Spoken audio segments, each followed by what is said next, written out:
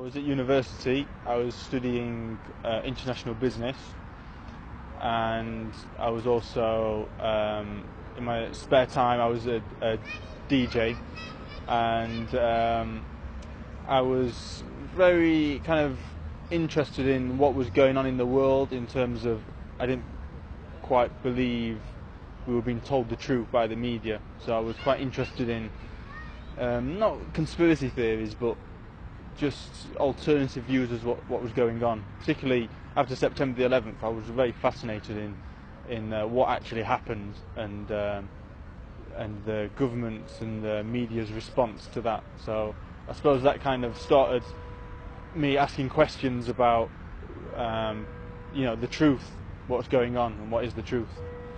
Well, I'd met a Muslim, and they'd passed me on some leaflets about Islam.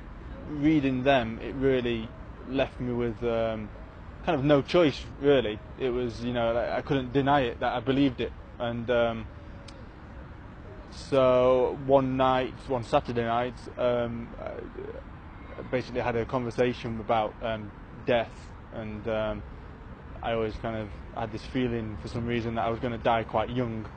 So I thought, well, I better become Muslim before I die. So I just took Shahada, and at that point I still didn't really know much about Islam, except that there was 5 pillars, and that I knew that I believed in one God, and that Muhammad was the messenger of God. So I believed that, so I took Shahada. Well, it was probably quite a few months afterwards. I lost touch with the Muslim that I had initially met. So at that point I didn't actually know any Muslims, and it was just kind of me on my own doing what I thought was Islam, and then I was just lucky to meet some Muslims just randomly at the job I was working at. They came to the shop, and I just started to hang out with them, and they became good friends for the next few years.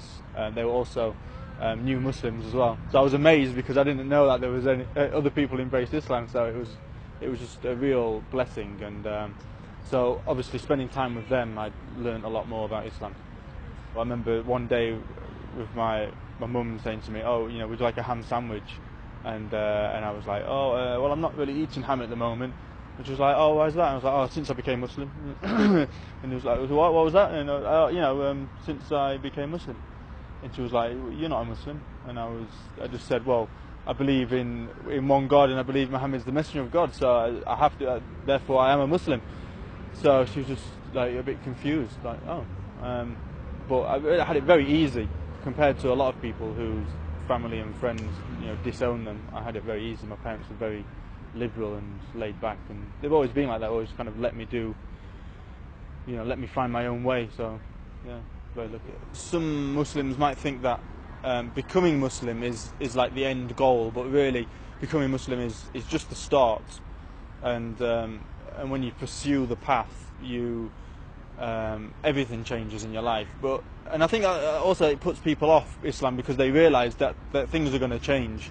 But really, you have nothing to be scared about, because Islam means submission to God. So how could Allah could bring you into Islam and then make it difficult for you? It doesn't really make sense. So anyone who encounters Islam, they have to be true to themselves, and they will kind of feel inside, they'll acknowledge that they need to return to their Lord and submit to Him.